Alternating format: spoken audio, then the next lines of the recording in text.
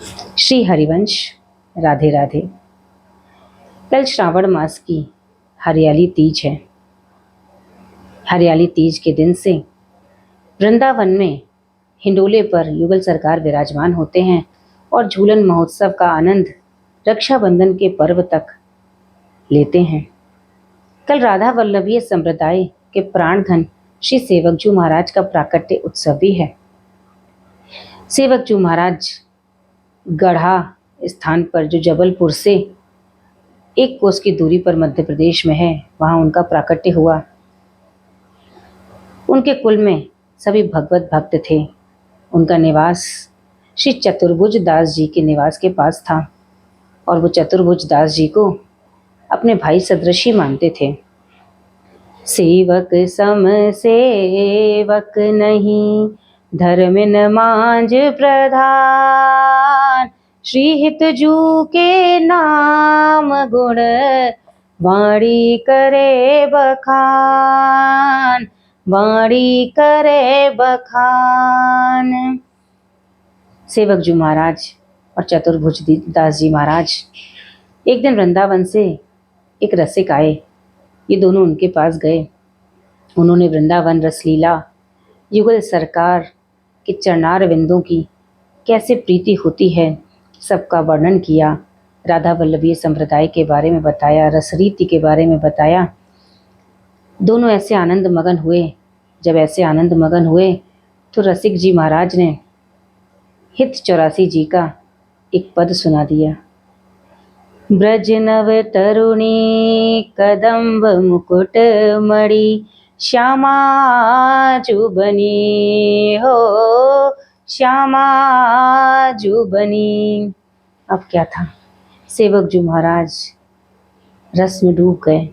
ऐसा आनंद हुआ तो उन रसिक ने पूछा, ये बताओ तुम्हारे गुरु कौन है? उन्होंने कहा, बस आपके चरणों का ही सहारा है, हमें गुरु वर के चरणों तक पहुंचा दीजिए।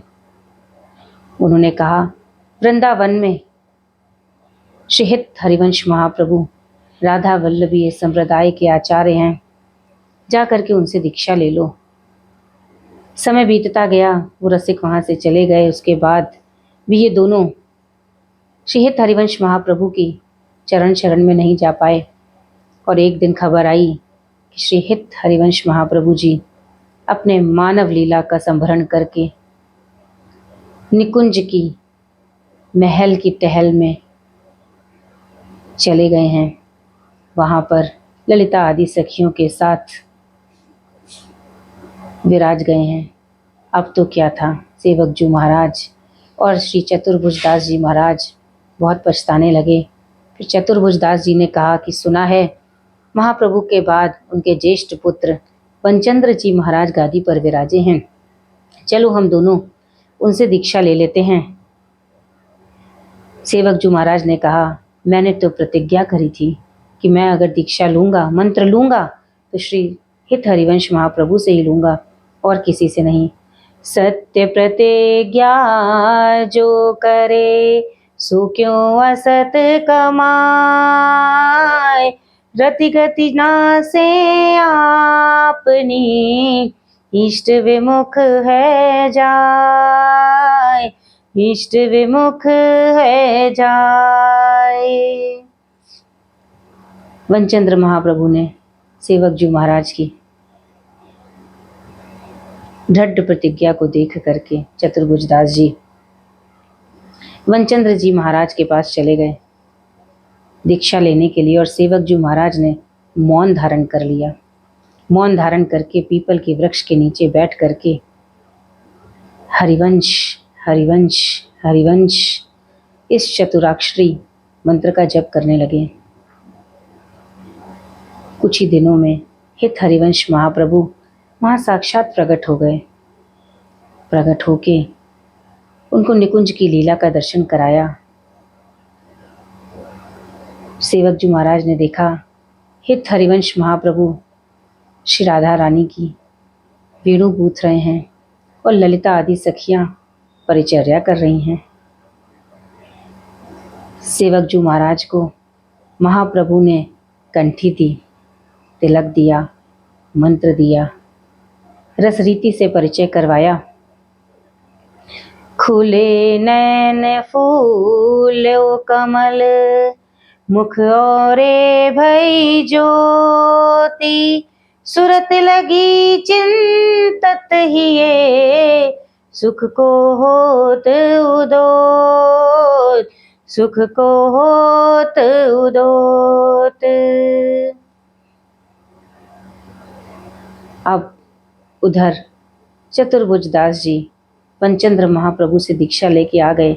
जब सेवक जू महाराज के मुख का तेज देखा, कंठी देखी, तिलक देखा, तो सेवक जू महाराज से पूछा तो उन्होंने सारा विवरण प्रस्तुत कर दिया चतुर्भुज दास जी के सामने। चतुर्भुज दास जी गिर पड़े चरणों पे सेवक जू महाराज के। सेवक जू महाराज ने उन्हें चरणों से उठाया और हृदय से लगाया और इसके बाद सेवक जू महाराज को वाणी प्रकट हो गई।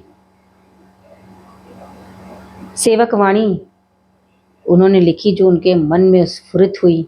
महाप्रभु की कृपा से, श्री राधा रानी की कृपा से साक्षात श्री राधा रानी ही सेवक जू महाराज के रूप में आई हैं हित हरिवंश महाप्रभु का गुणगान करने के लिए। कहते हैं, सेवक वाणी जोर धरे, श्री हरिवंश कृपा तब करें, सेवक वाणी जे नहीं जाने, तिनकी बात रसिक नहीं माने, तिनकी बात रसिक नहीं माने। उधर वनचंद्र जू महाराज को पता चला कि सेवक वाणी स्फुरित हुई है सेवक जू को और उन्होंने वाणी को लिपिबद्ध कर दिया है। तो वनचंद्र जू महाराज ने एक प्रेम पत्र लिखा सेवक जू महाराज के लिए और कहा, आकर के राधा वल्लभ लाल के दर्शन कर लो। सेवक जू महाराज को इधर पता चल गया कि वनचंद्र जू महाराज ने कहा है कि जैसे ही सेवक जू महाराज आएंगे मैं अपना सारा अमनिया भंडार, प्रसादी भंडार सब उन पर लुटा दूंगा। सेवक जू महाराज इसलिए भेष बदल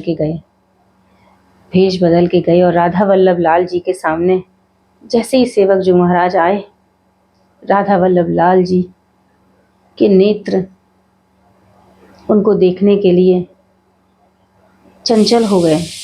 और जैसे ही राधा वल्लभ जी के नेत्र चंचल हुए, पंचेंद्र महाप्रभु जान गए ये सेवक जू महाराज आ गए हैं। पंचेंद्र महाप्रभु ने दौड़े दौड़े सेवक जू महाराज से मिलने आए। सेवक जू महाराज ने कहा, अब अमनिया भंडार मत लुटाइएगा, आप प्रसादी भंडार लुटा दीजिए। इतना कह के सेवक जू महाराज ने सेवक वाणी को पंचेंद्र महाप्रभु को अर्पित कर दिया और उन्होंने हित 84 और सेवक वाणी को साथ साथ राधा वल्लभ लाल जी को प्रस्तुत किया। और तब से ये नियम हुआ राधा वल्लभीय संप्रदाय में कि हित 84 और सेवक वाणी दोनों साथ साथ ही पढ़ी जाएंगी।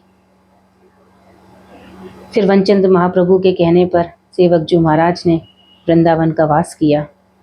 कुछ ही दिन वास कर पाए, फिर एक दिन रास मंडल पे आपके करी प्रदक्षिणा साथ, वट वृक्ष तय है गए, सेवक चरित उजास, सेवक चरित उजास।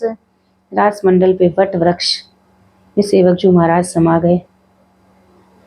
सेवक जू महाराज जब तक अपनाएंगे नहीं तब तक हित हरिवंश महाप्रभु की शरण में जाना नहीं होगा, और जब तक महाप्रभु की शरण में जाना नहीं होगा तब तक राधा रानी की शरण नहीं मिल पाएगी, राधा रानी की शरण नहीं मिल पाएगी। सेवक जू महाराज के चरणों में कोटि कोटि प्रणाम, हित हरिवंश महाप्रभु के चरणों में कोटि कोटि प्रणाम, राधा रानी के चरणों में कोटि कोटि प्रणाम।